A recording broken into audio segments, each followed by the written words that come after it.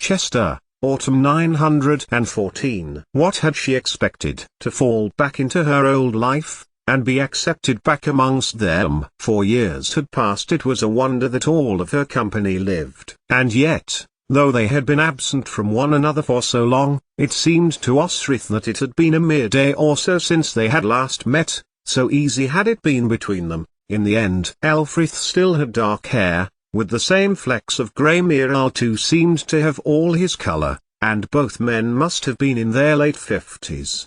How strange time seemed to be that in some senses moved so quickly and in others was waylaid. Now, there was no time to think of it, as Osrith was crossing the stable with Elfrith, Miral to her right, and was striding down the passageway towards the hall, which was clearly being used by the ruler here, from the richness of the surroundings. Ranked with soldiers, the chair in the centre empty, and Osrith looked from it, searching for her men. To the right of the chair, or throne, Osrith supposed, if it were Ethelflaed's.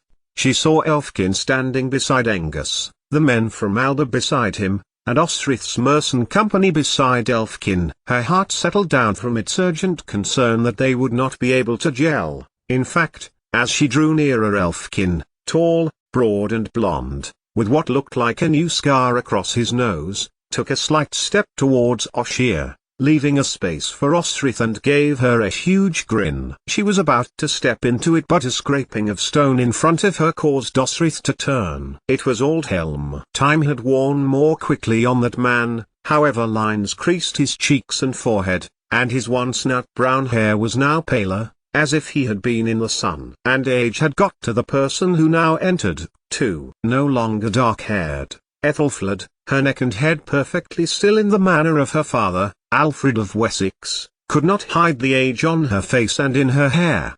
Whether she had intended to, Osrith didn't know, although her body was thin and she was clothed from her wrists to her neck, and down to her ankles in a heavy brocade material. Ethelflaed looked straight ahead, and the door closed, her captains, her army, around her, and by her side, Aethelstan. Osrith did not know for sure, and Constantine had not said, but she knew now was the moment she must establish the limits in which she was working. Did Ethelflaed know that Guthred was dead, for example, and Cumbraland less secure because of it? Dyfnwal claimed half of Cumbraland as the ancient land of though allied with Constantine. Her brother Wihar opposed the king of Strathclyde, and his heir was there, 3 men down from Osrith, learning his craft, meeting people he would meet once again when he was king. Have you been given food? Ethelflaed was blunt, and to the point, looking with her slate-coloured eyes at Osrith, and Osrith was aware that beside her, a fair-haired child, one who had seen her, witnessed her, murder Eadulf, Edith's brother, for killing a Merson guard, Hayard, for no reason, was staring at her. It could only be Elflad, to whose parentage Osrith could bear witness, for she had been Ethelflaed's guard at the time. Perhaps that was why the Lady of the Mersons had been lenient with her sentence towards Osrith when she had put herself forward for Eadulf's murder. Had he not been killed, he may now be husband to Elflad, and his crime of murdering Ethelred gone unpunished. Osrith stepped forward of Elfkin, but did not bow. Indeed, she did nothing but reply, one woman to another. Lady of the Mersons she may be, and ruler of these lands. But it was she who had called for the aid of Alba, of the land cold and wild and half-savage, to protect her northern borders, to add to her alliance list. No, lady, Osrith replied. She watched as Ethelflaed raked Alba's nobles with her eyes, and a small start made Osrith realize that she had imagined that Constantine would send far more. Your king has honored us with 4 lords, Ethelflaed said to Osrith. They must be fed. Aldhelm. Ethelflaed turned to her man, who was standing, still and silent beside his lady. Aldhelm, take the good men of Alba to the hall, they must feast before roles are assigned to them. Although Osrith knew we understood English and Saxon, she turned, nevertheless, and spoke in Gaelish to Phelim and Angus. Owain would understand well enough too, for Osrith did not want to betray any Cymric, Western or Northern. In case any of Hywel's men were present, they would know soon enough that the heir to the Strathclydian throne was in the service of the Lady of Mercia. But better to have them on the back foot. The lady has offered you food, and drink. Osrith told them in Gaelish. And whores, she added, winking at Eswi, whose face had turned granite-like at Osrith's words. The three men cheered her words, and Eswi gave her a scolding look, for in Gaelish the words could be interpreted to mean that Ethelfled herself had offered the hospitality of herself, personally. A snort of laughter, quickly stifled, came from the back of the hall. "They are grateful of your hospitality, my lady," Osrith added, as Aldhelm crossed to Eswi, swallowing the shiver of cold that came with hearing the laugh. How many people in Ethelfled's court understood Gaelish, she wondered? How many warriors? Which meant her brother and his men must be there. Which meant that, if it were true that Ragnall was on the land grab, then Sigtryg, his brother, may not be far behind. With Stiora, you must be hungry too, Ethelfled told Osrith when she did not depart with her men. Her mercenaries too had followed Aldhelm, including Miral, much to Osrith's amusement. She turned to the lady, and inclined her head. If Ethelfled thought she was going to get rid of her that easily, Osrith thought, it wouldn't work. She was here to fulfill an oath. 2 oaths. "I hear you had your child, and that he is well," Ethelfled said, not moving nor even blinking. A change of tactic, thought Osrith, to put her off.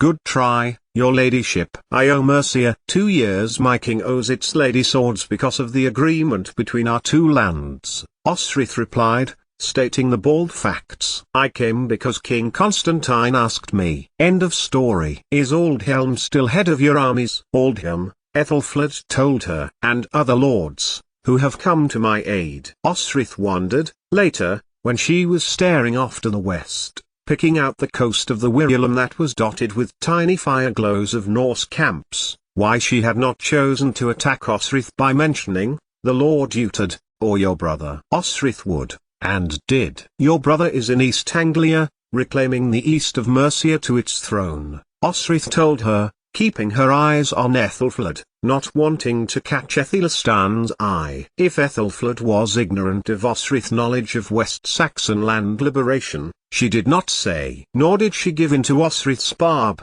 The land was Mercian, and had she been a king of Mercia, the land would be hers. It was hers, in reality, and Osrith's distinction petty. But Osrith had little else in her defensive line against the woman who would bring her down if she could. "Aldhelm will command you and your men," Ethelfled tried again. "I will command my men once I have spoken with Lord Aldhelm," Osrith corrected. "And I shall be shown the ramparts." She saw with pleasure Ethelfled flinch. Stipa had once said that a true commander stood beside his men, did the lowliest work to show them that he was not afraid to get his hands dirty.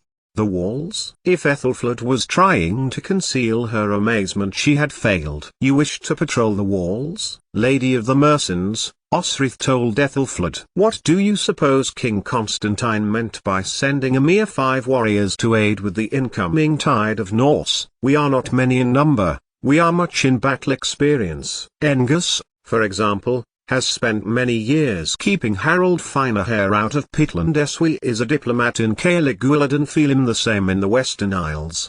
I have strategists," Ethelfled told her, dismissively. "Then I will leave you to your Northmen," Osrith told her, turning to the door. "I will explain to my king that our services were not needed by the Lady of the Mercians." She took a few steps towards it, then turned and added, "Please send my men to the gates once they have partaken of your generosity." Again, a stifled laugh. "Lady Osrith," Ethelfled called to her, suddenly, and with enough haste to tell Osrith that she was desperate for them to stay for some particular reason. "I see no reason you should patrol the walls. Please," and here Ethelfled's words softened, "accept food and milk for yourself, to sustain you on your night's vigil." It had worked. Of course it had worked. Whatever Ethelfled had thought would come of their tripartite alliance, of Mercia, Strathclyde and Pitland, their presence was not it. But she could not be seen to rebuke Constantine's fulfillment of that alliance when she had called for it. She had to make do with what she had,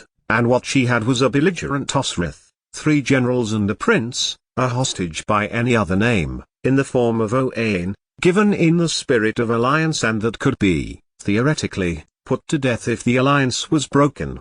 "Lady," Osrith nodded, and turned, striding out of the hall, half expecting to be called back with more instructions or rebukes. "Osrith, you are as terrible as ever," came a voice as she neared the end of the passageway which led out into Cester's courtyard. There was only one person who spoke to her like that, Aldhelm, who was standing at the entrance and watching her survey the bare walls that were being refortified. "This way to the walls that overlook the west?" Osrith asked, nodding towards wooden platforms that served as a ladder up to the old rampart. "Osrith," Aldhelm chided, "it's good to see you, but you don't have to do this. You must have had a long ride, you will need to rest. I will need to patrol your walls, and assess the situation, Aldhelm," she told him. "Besides, I would not be able to sleep knowing that I am not fulfilling my duty to my king." Aldhelm inhaled, and then gave her another rebukeful look. "You can do nothing without rest," he told her. "I must put myself into a position where I can learn what I can to defend the city. Is that not what you need?" "It is," Aldhelm admitted. "I will go alone." And without a backwards glance, and with time and space to think and clear her head, to prepare for a role that she had not anticipated, Osrith, future Lady of Berwick, fixed her eyes west, on the Norse.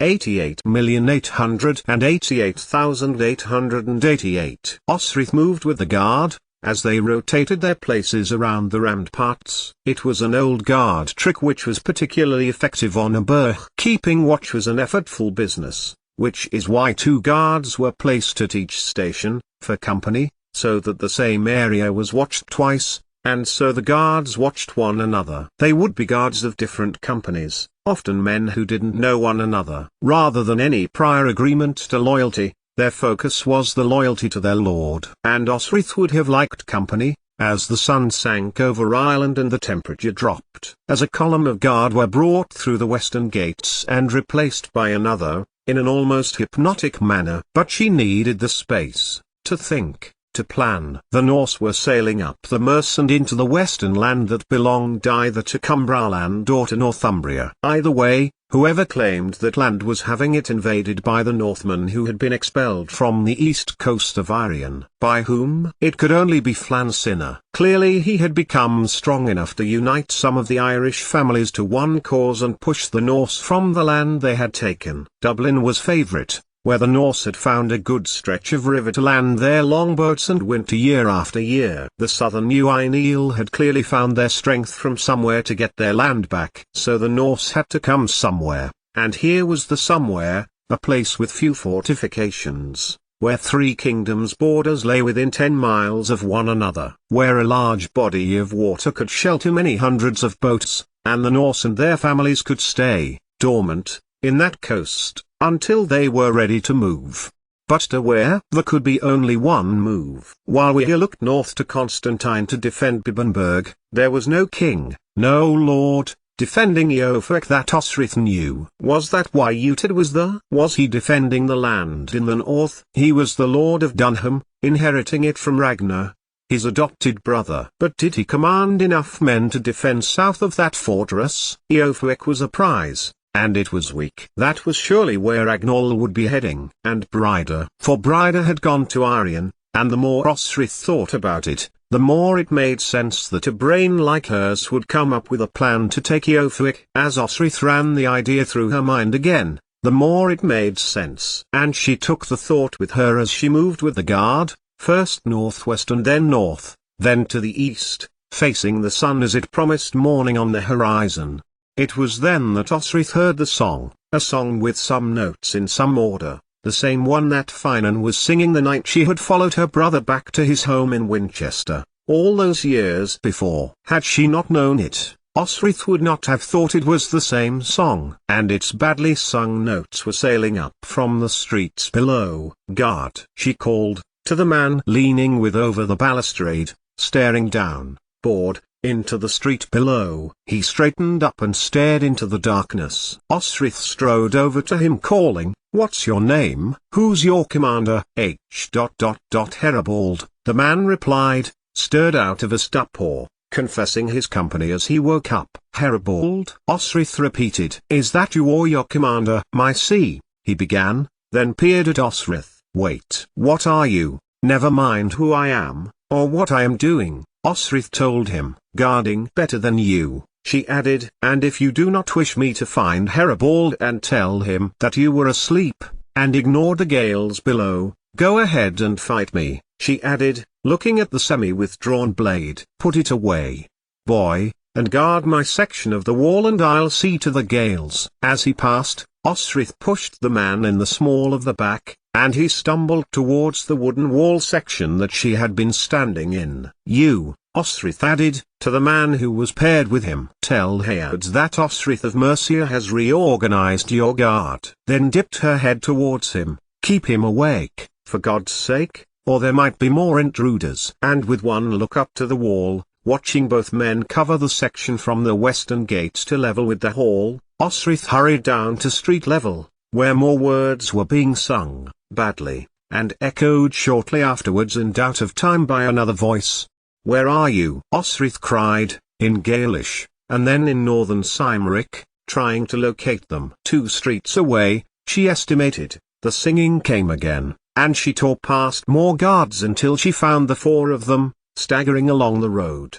3 of them were staggering. One, however, was trying to keep them together, darting from one side and then the other, like a sheepdog trying to keep a flock together. As Osrith ran to them, he turned, and she saw Eswi's urgent face. She wiped her forehead and used her thumb to wipe over her eyes. "Eswi?"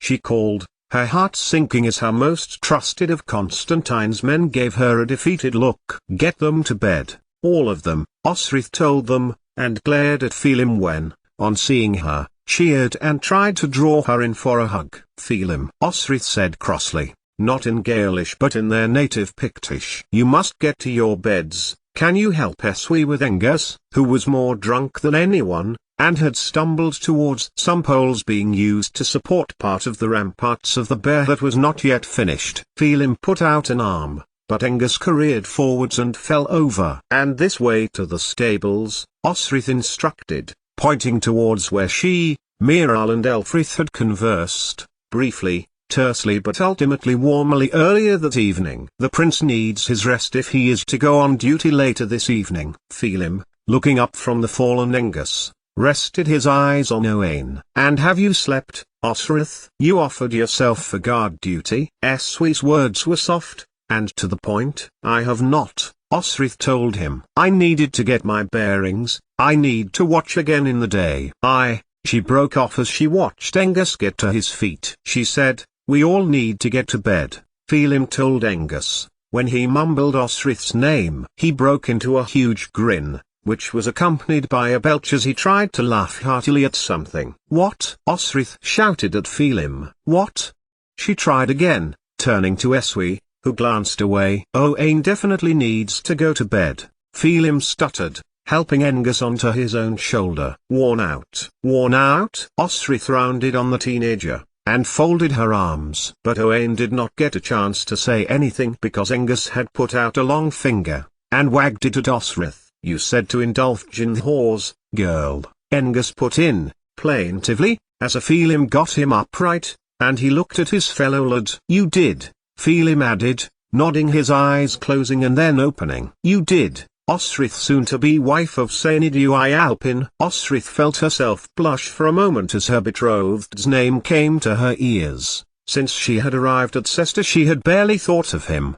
"I did," Osrith agreed, and added, "You took Owain to a whore?" It had meant to be light-hearted, a joke, for surely even they, in their drunken state, would not be so stupid. An awkward silence passed. "Osrith," Angus said to her, his words slow and careful, "when we were here last, you recommended her." "I?" Osrith asked, a pool of dread beginning to form in her stomach. "I recommended a whore?" "You recommended a little mouse, and oh, I do believe Owain loved that little mouse," went on Angus. Osrith dared to look at Eswi's face, and the truth was written all over his features. "An Luch," Angus confirmed. "The mouse." Owain gave a soft smile of contentment. "A prostitute?" "Mus, Father Leofstan's wife." "And Owain?" "He was barely a man." What could they be thinking of? But of course, he was nearly a man, more nearly than Constantine had been when he had taken Osrith for the first time, that awkward in and out that he had done before. Osrith knew what was what. Some boys were married at 12,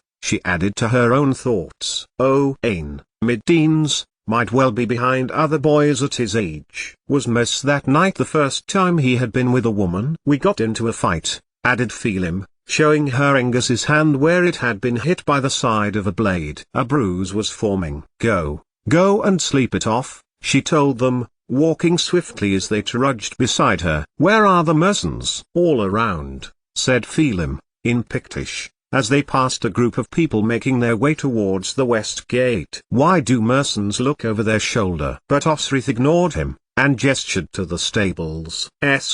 We did not come here to get steaming drunk, she told him. Where are the Mersons? Our Mersons? Elfkin, Miral, Oshir, Falkburg, Egelfrith. They went back to quarters, Eswe replied, looking sheepish. I am sorry, Osrith. I lost them when they met up with some other lords. I spent the night looking for them. Get them up the loft if possible. Let as few people who can see, she told him, striding on, and continuing in Pictish and Gaelish. One small mercy is that nearly no one spoke either of those languages. Small mercy, she told herself. Damn well will be the end of Constantine's delegation if Ethelfled knows the lords, and Prince Owain have been on the piss, she told Eswe, as he flung open the stable door. A few horses snuffled, Soogsting the crash of the door had woken them. Go, said Eswe, to Owain, bundling him through the door. Come on.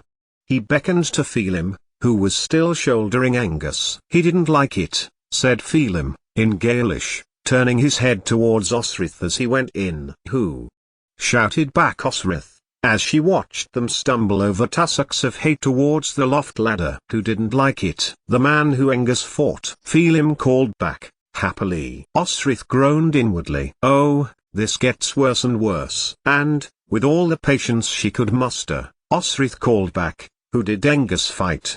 She asked, as they disappeared up into the hay loft, as Osrith had requested. She trod the hay behind two sleepy horses and called up, Phelim, Angus. But it was no use. At least they were up there. Osrith was turning to go when a voice called back down to her. Mersons, called back Owain. Mersons look over their shoulder to see the battlefield. Osrith stopped and stared at the loft hatch, before racing up the rungs herself, pulling herself up, weary-limbed, as the morning sun lit upon their drunken faces. Tell me you didn't say that here?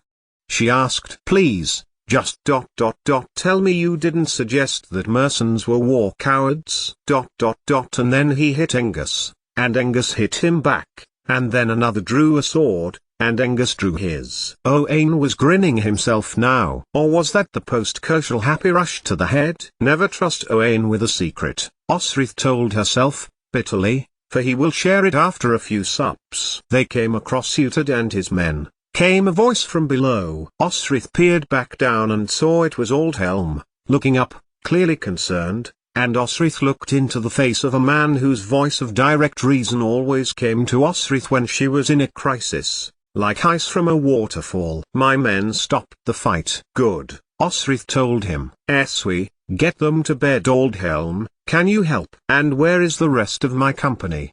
She added, climbing down the loft ladder. She was about to ignore, or sneer at Aldhelm's hand, extended out to help her. Osrith took it and gave him a brief smile. Asleep, Aldhelm told her. Or, probably just rising. Well, that's half of them had some sense, Osrith groaned, and then looked at Aldhelm, or had good leadership and discipline, which is what she was concerned about with her men from Alba. She was in charge of them, Osrith, and this was a perfect excuse for Ethelfled to send them back to Constantine in ignominy.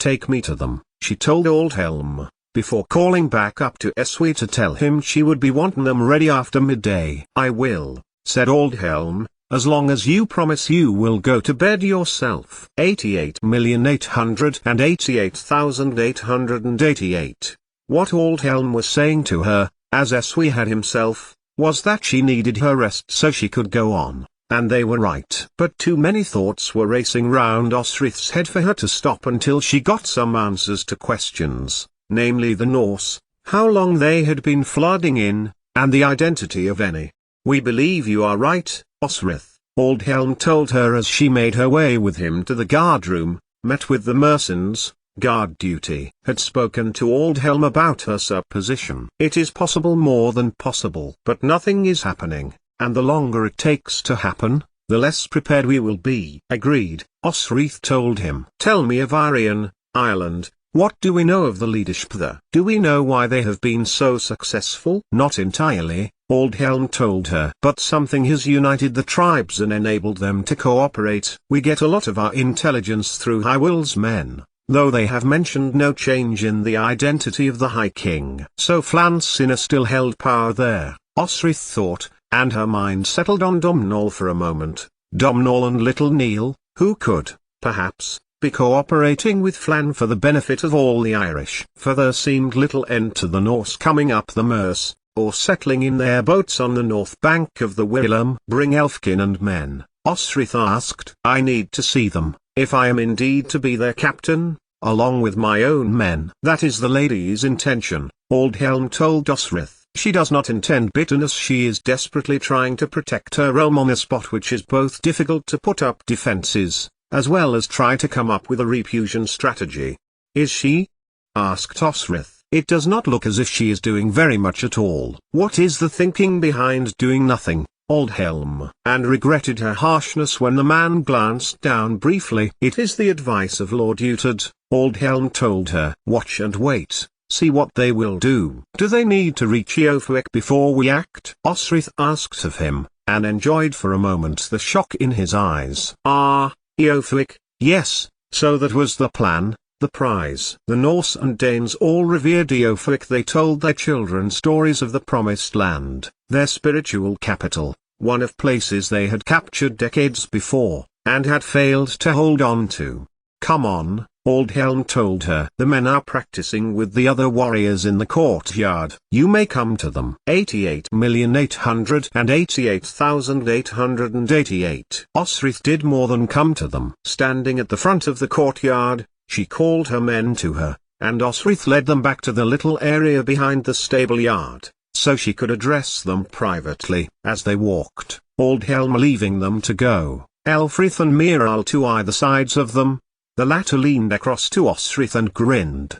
"Your men, your Albul lords?" he asked. "Sleeping off the night?" "Sleeping off the night," Osrith echoed. "Indulged in too much wine and food?" Elfrith asked. Osrith recognized the tone and turned to her friend. "Tell me, just tell me, and I can then get on with my job," she told him. "He fought with one of Utard's men," Elfrith told her. "One who he exchanged what sounded like Gaelish with as he fought, blade on blade." "It could only be Finan." "Who else could speak Gaelish? Who else could Angus have found who spoke his native language and had temper enough?" Not that they were fighting over Osrith. She was not that self-indulgent to think that. But there would be animosity towards anyone from the Dulriatan nobility, as there always had been whenever anyone had mentioned Irian and its people. Osrith shook her head, and then went to stand in front of her mercenary men. After calling over Elfkin, who had previously commanded them all, Elfrith and Miral watching to one side,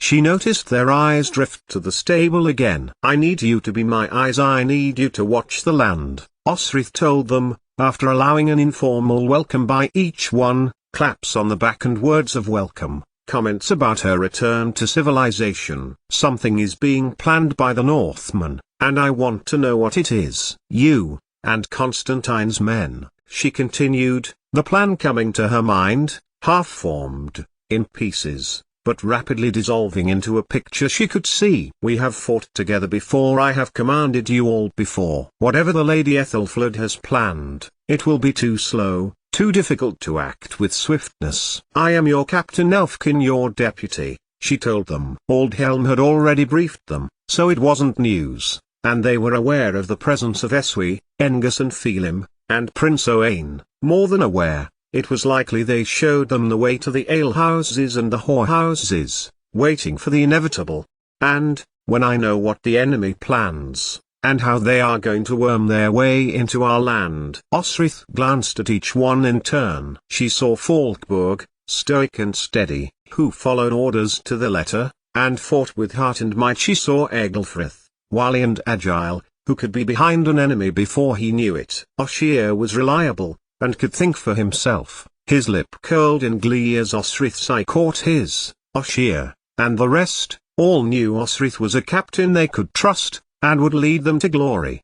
Glory, Osrith declared, as Miral and Elfrith stood either side of her and Elfkin. We will get at the Norse and drive them away. We will be the first, before the other companies, back here at Cester before they've even left. Her men roared, raising swords, as was the custom. And then she set about organizing the watch, Oshir and Falkberg on the first watch in the afternoon, a swap with Eglfrith and Elfkin. Come with me, she told Miral and Elfrith, nodding to the stable. I need a few hours to sleep, and when I get back, I will have Constantine's warriors. I need you to be with me on the rampart. I need you to watch. What for? Miral asked. What are you hoping to see, Osrith? And Osrith glanced to the west, and gave a satisfied smile. Their mistake, she told him and Elfrith. One of our company will see it, and we will attack. 88,888,888. Osrith was here. Finan's mind, distressed as he sat beside Utad, as his lord listened to Aldhelm and Ethelflad, felt unsettled. She was here, and she would know her brother would be here, and by extension, him. A message from Ragnall himself that he would very much accept a welcome at Cester.